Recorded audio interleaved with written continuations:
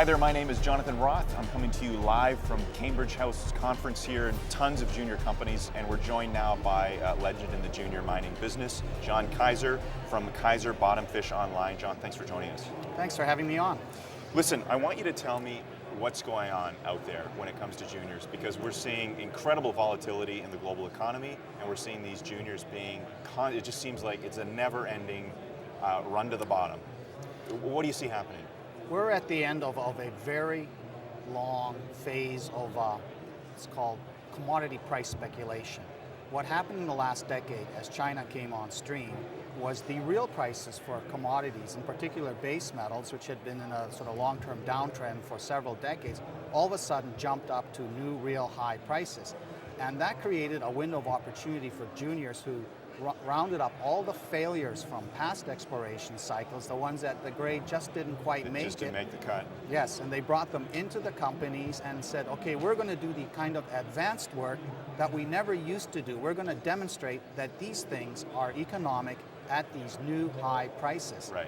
And that, unfortunately, is now has run its course, because now we're looking at a period where at least the expectation is metal prices, in particular non-precious metal prices, are heading lower because we are going into a serious global economic slowdown. I was going to say, does that really apply to gold? I mean, we're seeing incredible gold prices, comparatively speaking. It does, because if we do go into a type of depression, the gold price is going to go down too, because you don't eat or do anything useful with gold. I actually argue that these days the gold and the precious metals and the base metals are twinned. In a normal period, they are inversely related. Gold goes up in times of hardship and crisis, and the base metals go down. And then when the economy booms again and everything's looking rosy, then gold goes down and the base metals go up. But what we have now is we have a sea change where Asia, China is coming on stream, and while they may be having a bit of a slowdown now, in the long run, unless there is a catastrophe, they will end up being the biggest global economy. And what that means is the United States is in relative decline, not absolute decline, but relative decline, and that creates anxiety about what is the medium to long-term future going to look like. And I think gold ownership is being gold is being bought simply as a long-term hedge against this uncertainty. So it is quite conceivable to see strong gold prices as well as strong metal prices if this global economic growth continues or gets back on track, and all we have is a bit of an interruption coming up. So is the commodity super cycle, clearly it's not over by, from your point of view? For the commodity super cycle to end, we need something like a plague to sweep the world and wipe out 25% of the population and do something really devastating. Or perhaps China develops such an internal dysfunctionality that it ceases to become an engine of growth internally and globally. Is there a risk of that, you think? There is, because the country is still a communist central command type country. They're trying to be a free market economy. They have an emerging middle class. They have now differentiation of wealth, concentration of wealth. And of course the leadership is a sort of self-selected leadership. They're in a big leadership transition. We just saw this situation with Bo Xilai being turfed because it looked like he wanted to become an old-fashioned oligarch type dictator down the road. Right. And how in a country where massive wealth is now being concentrated without there being a democracy with any checks and balances, how this leadership stays in charge, I don't know. There are so many stresses and pressures on this country that internally disruptions could cause it to implode. Now, getting back to the junior market here specifically, you've often said that you should be buying juniors when nobody else wants them. Obviously, I would think that this is a good time. Yes, I call it bottom fishing. And what's facing us now that's a bit different than what happened at the end of 2008, which was a massive crash which wiped out all these good companies. They were blindsided. Market was indiscriminate, sold them off. We've had $50 billion worth of takeover bids since the crash, which has cleaned out a lot of the good stuff. And so what we have is a lot of these advanced projects that are sort of the second string. And in a market environment where people are bearish, we're maybe going to have 3-4 years of slow economic growth, these stocks will become very depressed, but they will have the ounces and pounds in the ground. So you can bottom fish for what I call these big sleeper type stories. The other type of bottom fishing that I think is going to be very interesting right now, and this is a short window, is old-fashioned blue sky speculation, where you buy some 5-10 cent stock that has this enormous target that they've dressed up through the early stage exploration work. And they're saying, we're going to drill this, and we think this is so big and all that, and if you crunch the numbers, well, this is worth $500 million or $1 billion. And now we're seeing really low valuations for these types of companies, less than 10 million, less than $20 million, which means the leverage, the upside potential is huge.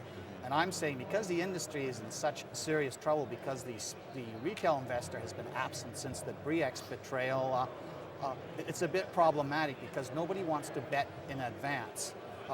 So we need a monster win to come out of nowhere. But the beauty is these companies, which have to do rollbacks because they have 100 million plus shares out, not a huge amount of money left, they're going to be throwing these long bomb, Hail Mary passes. And when one of them connects, then the glass goes from half empty to half full. Sure. And then suddenly everybody will say, well, who else has got something like that? The neat thing now is... How do you find one of those? I mean, clearly, you've been doing this for a long time, so you've got an eye on a few companies. But the average investor out there, what does he do to figure this out? This type of research is very difficult. I have a search engine where I've got all the information about deposits and projects and stuff like that in it. And so you can find the big sleeper types very easy and figure out, what the metal price needs to be at.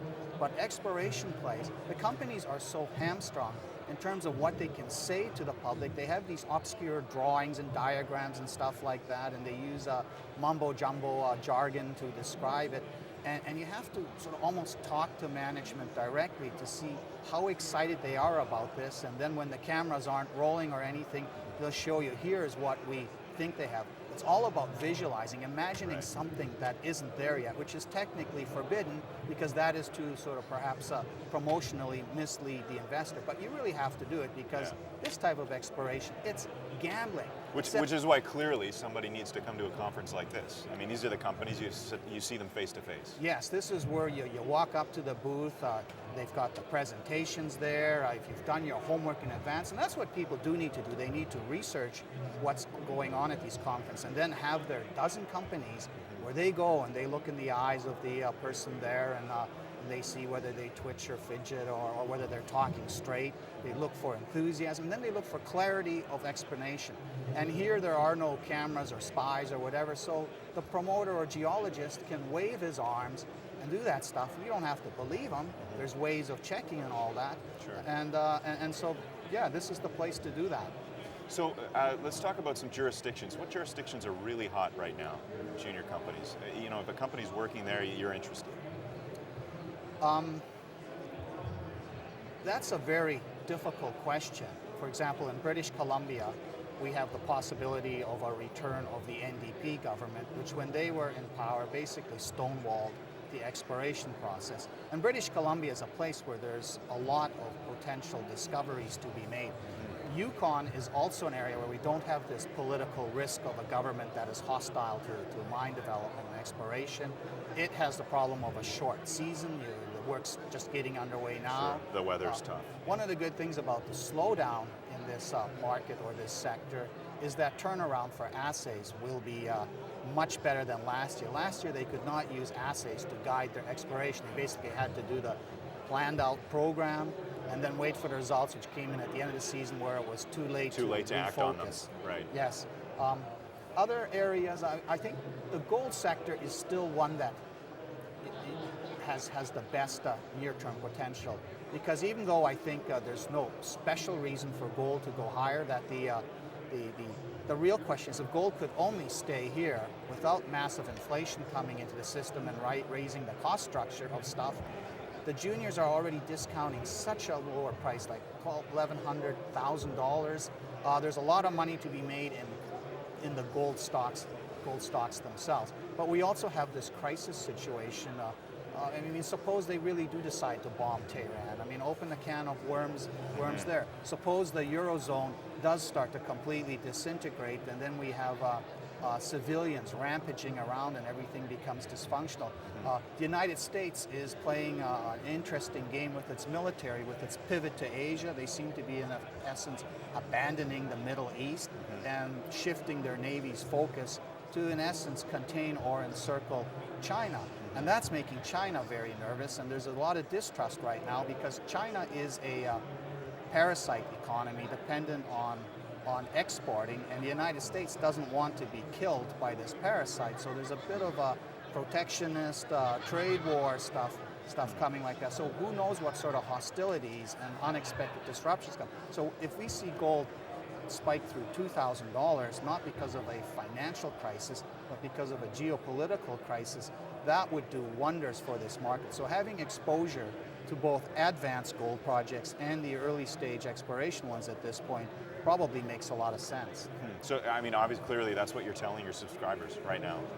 Yes. Yeah, okay. Well, listen, appreciate your time, and we will look forward to the next opportunity to chat with you in the next show. Thank you, John.